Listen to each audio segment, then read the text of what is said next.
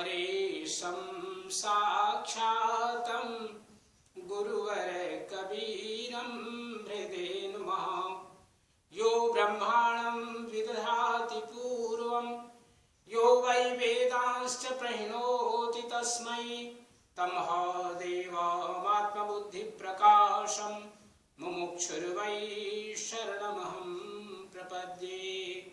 सत्यपुरुषसमारम्भां कबीराचार्यमध्यमाम् अस्मदाचार्यपर्यन्तां वन्दे गुरुपरम्पराम्। सोहम सत्य कबीर सद्गुरु कबीर ब्रह्मणे नमः।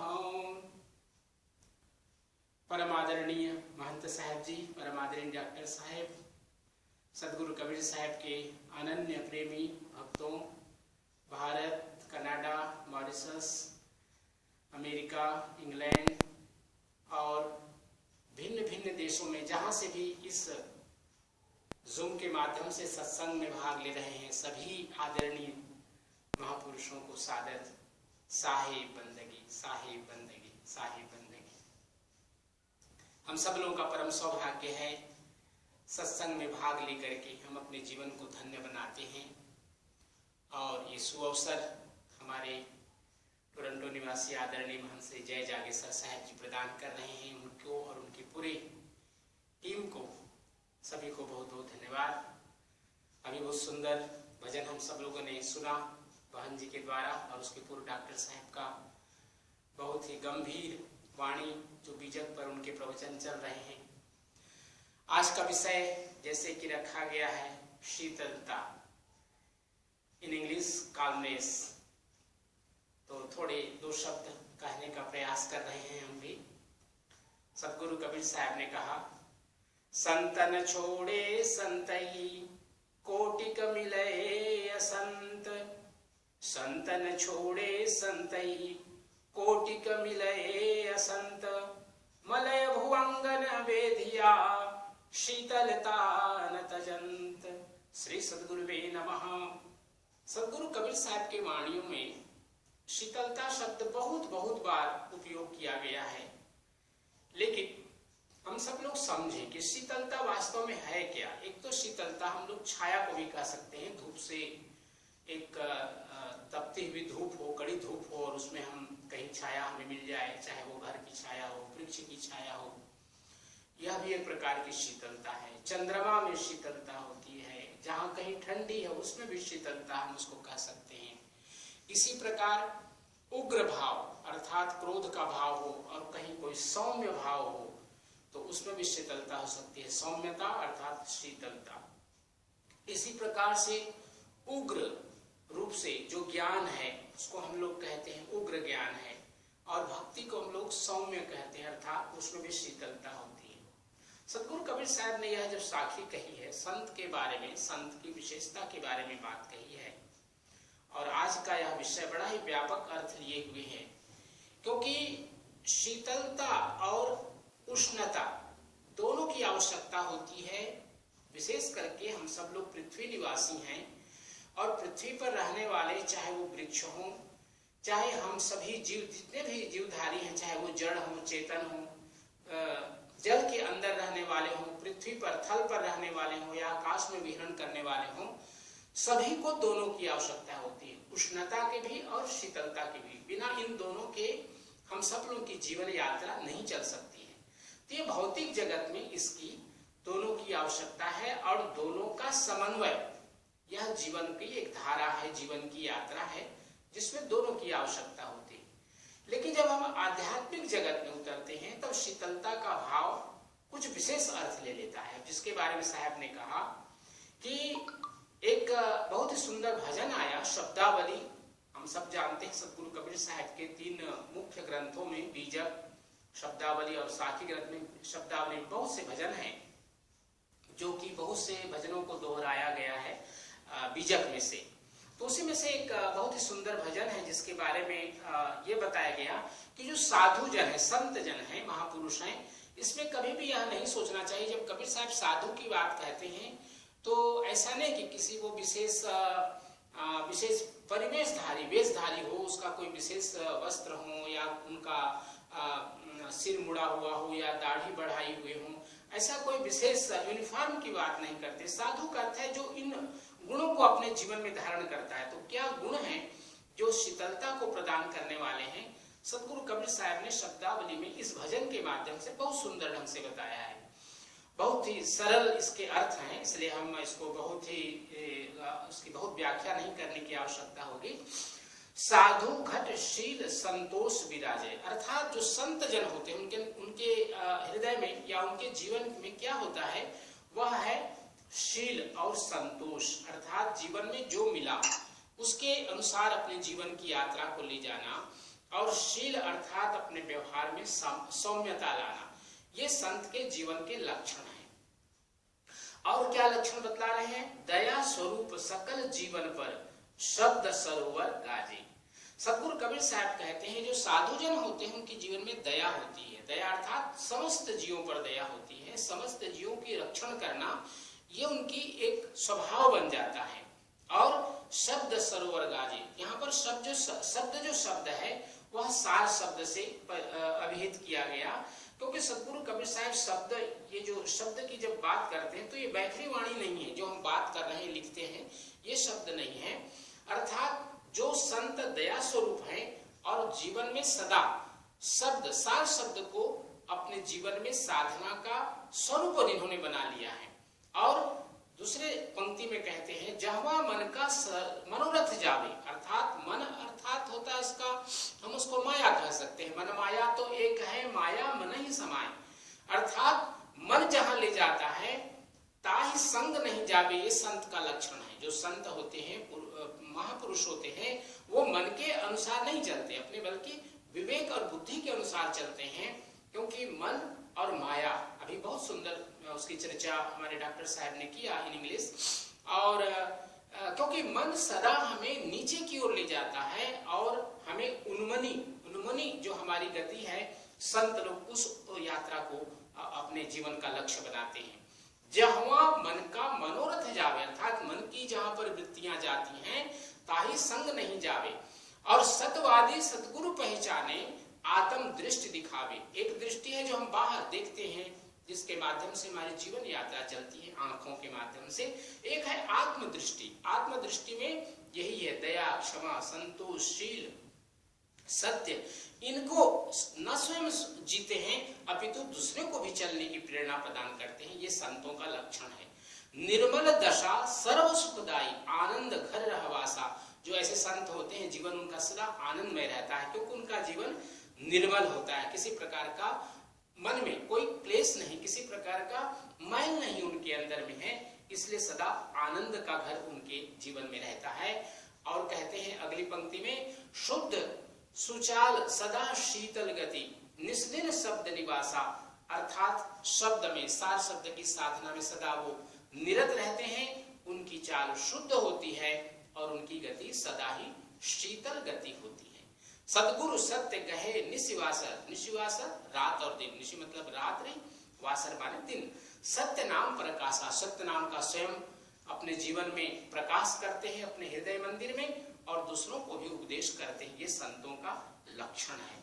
कहाँ ही कबीर कोई संत विवेकी तहाँ हमारो बासा। क्योंकि सदगुरु कबीर साहब की वाणी है, तो भक्तों को, हंसजनों को, साधुओं को सदगुरु कबीर साहब कह रहे हैं कि जो ऐसा कोई साधु हो जाए तो उसके जीवन में हम सदा उसके साथ में रहते हैं। ये सदगुरु कबीर साहब उनके लिए एक प्रकार से वचन दे रहे हैं, उनको एक कौल दे रहे हैं कि अगर व्यक्ति के जीवन में इस प्रकार की विशेषता आ जाए तो निश्चय ही सदगुरु उनके साथ में सदा निवास करते हैं। यह इस वाणी के माध्यम से, इस भजन के माध्यम से सदगुरु कबीर साहब ने हम सब लोगों को एक उपदेश दिया कि हम सब किस प्रकार से शीतलता को अपने जीवन में प्राप्त करके जीवन को एक आनंद का घर बना सकते हैं। इसी प्रकार एक और सुंदर साखी सदगुरु कबीर साहब ने कही, यह मन तो शीतल भया जब उपजा ब्रह्म ज्ञान, जय बसंदर जग जरे सोपनी उदक समान। श्री सद्गुरुवे नमः। अर्थात जब व्यक्ति के जीवन में आत्मज्ञान का प्रकाश होने लगता है तो मन के जितनी उसके उथल पुथल हैं या उसके जीवन में जितने उतार चढ़ाव हैं सब समाप्त हो जाते हैं। जैसे कोई साइक्लोन आया हुआ हो समुद्र में और जब वो समाप्त होता है तो समुद्र बिल्कुल शांत हो जाता है। इसी प्रकार से मन में जो बैसंदर, बैसंदर मतलब अग्नि, संस्कृत शब्द है बैसंदर, जय बैसंदर जग जेरे सोपुनि उदक समान, वो जल के समान शीतल हो जाता है। यही मन जो हमें विषयों की ओर ले जा रहा था, वही मन अब हमें परमात्मा की ओर ले जा रहा है, परमात्मा की तरफ यात्रा करा रहा है, सतलोक की यात्रा करा रहा है। ऐसे ही एक साथी और सदगुरु कबीर साहब ने कहा, दसों दिशा में क्रोध की उठी अपरबल आग, शीतल संगति साधु की तहां उबरिए भाग। क्योंकि जो संसार है, संसार तो माया है। माया क्यों है? क्योंकि प्रत्येक वस्तु में आकर्षण है, और आकर्षण की ओर मन का प्रवृत्त होना इसकी सहज स्वभाव है। मन की सहजता इसी में है कि वो संसार के विषयों की ओर भागता है। लेकिन जो संत जन होते हैं, जब हम उनकी संगति करते हैं, जैसे आज इस सत्संग में हम लोग बैठे हैं, तो एक प्रकार से हमारे हृदय में एक मंथन चल रहा है कि हम क्या अपनाएं और क्या छोड़ें। तो संतों के संग जब रहते हैं, सदगुरु के संग रहते हैं, अपने गुरुजनों के संग रहते हैं, तो हमारे जीवन में कम से कम हम अपने मन से विषयों की ओर भागते हैं और हमारा मन उन्मुनी गति की ओर चलता है। तो सदगुरु कबीर साहब ने कहा, ये जो क्रोध की अग्नि है, सबसे बड़ी अग्नि मानी जाती है क्रोध की अग्नि, ये सभी के जीवन में एक न एक बार आती है और हमारे जीवन में बहुत उथल पुथल मचा जाती है। इसलिए सदगुरु कबीर साहब ने कहा कि सदा हमें साधुओं की संगति करें, क्योंकि साधु शीतल होते हैं। शीतल संगति साधु की ताहा उबरी भाग, अर्थात सत्संगति में जाना, साधुओं के संगति में जाने में हमें किसी प्रकार का आलस नहीं करना चाहिए। सामान्यतः हम क्या सोचते हैं, सदगुरु कबीर साहब ने बहुत सुंदर बात कही, नहीं शीतल है चंद्रमा हिम नहीं शीतल होय, कबीर शीतल संत जन नाम से नहीं होय। अर्थात ऐसे संत जो सत्य नाम और सार शब्द की साधना अपने जीवन में अपना लिए हैं, ऐसे संत ही शीतल हैं। सामान्यतः हम लोग कहते हैं चंद्रमा शीतल है, जो हिम है, हिम अर्थात ये जो हिमालय बर्फ, इसको हम लोग सामान्यतः कहते हैं कि शीतल है, ठंडा है, लेकिन उनसे भी अधिक शीतल है वे संत जन जिनके जीवन में नाम का स्नेह है, नाम का प्रेम है, सत्य नाम का जीवन जिन्होंने अपना लिया है। तो आज के सुंदर विषय दो शब्द कहने का सुअवसर प्रदान किया। हम आप सभी लोगों को पुनः सादर साहेब बंदगी, साहेब बंदगी, साहेब बंदगी कहते हैं। और कल हमारे, चूंकि हम सब लोग भारत से जुड़े हुए हैं, भारतीय हैं, तो कल भारत का 75वां अमृत महोत्सव अर्थात स्वतंत्रता दिवस है। उसकी मैं अपनी तरफ से, अपने कबीर काउंसिल मॉरिशस की तरफ से आप सबको इस विशेष पर्व के लिए आप सबको हृदय से हार्दिक मंगल कामनाएं आप सब लोगों को प्रदान करता हूँ। सादर साहेब बंदगी, साहेब बंदगी, साहेब बंदगी। साहेब बंदगी, बहुत बहुत धन्यवाद आपको भी। ये 75वीं स्वतंत्र दिवस के महोत्सव पर हमारी तरफ से बहुत बहुत शुभकामनाएं। Thank you very much for sharing, giving your contribution to our satsang. I know you have not been able to join us for quite some time, but it was very nice to hear you again on this theme that we have. I'm just going to try to translate a little bit in English for those who are not Hindi speakers. Acharya ji has highlighted how Sadhu Kabir Sahib has come up with this term Sheetalta in many of his teachings. As I also mentioned in the beginning, that this term or Sheetalta or Sheetal appears a lot in Sadhu Kabir Sahib's teachings, with his bhajan sakhis and other teachings, philosophy that he has left us with. So in the physical sense of the word, when we talk about Sheetalta or calmness, we may think about shade, we may think about the moon, we may think about water, we may think about other things which physically show us how it is to be cool or calm. But when it comes to a spiritual perspective, when we think about what calmness means from the spiritual angle, we have to know what devotion is. How when we are practicing devotion, we are doing bhakti, how we can be calm in that, being in that state, being in that practice of devotion. Also, in normal terms, when we think about our life journey as a human being, we need both coldness and heat. It's not that we can only go with coldness. If you're talking of Shitalta today, we cannot just think that we don't need heat at all. We do need that for our day-to-day life in the physical sense of the word. But once again, when we immerse ourselves in a spiritual practice, spiritual discipline, we have to understand how important Shitalta or calmness is for us to be able to progress on our spiritual path. And he took this bhajan, which was sung earlier by Sister Fulmati, Sadhu Ghat Shil Santosh Viraje, and he explained this bhajan. For those of you who may want to know more about it, it's on page 165 on Bhajan Amritam by Dr. Das in Dr. Das Bhajan Amritam book. And Dr. Das has really given a very nice explanation of translation of this bhajan.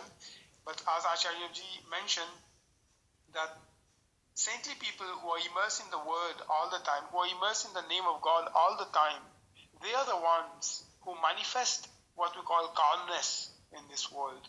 And this is why we as devotees, spiritual aspirants and seekers have to always be in the company of those saintly people so that we can also we can also be influenced by that calmness and also apply that in our life. And the method or the way that Sant Kabir Sahib has taught us, even in this bhajan, the way it has been put, is that by being in the company of saintly people, we are also able to be calm. Otherwise, yes, as human beings, we also are sometimes subject to anger.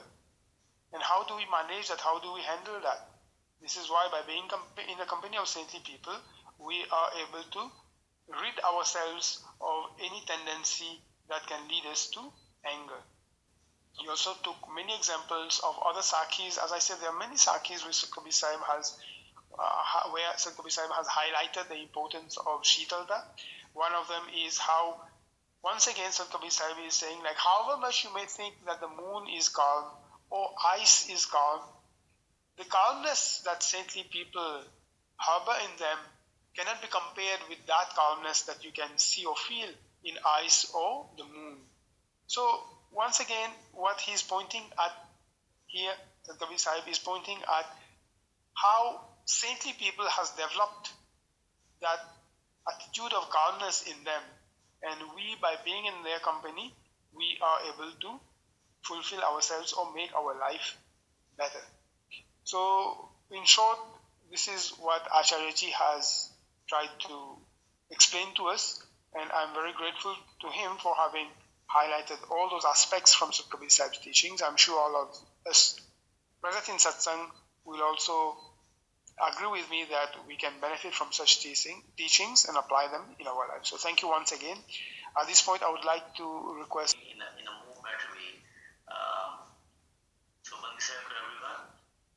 तो नहीं शीतल है चंद्रमा, हेम नहीं शीतल होए,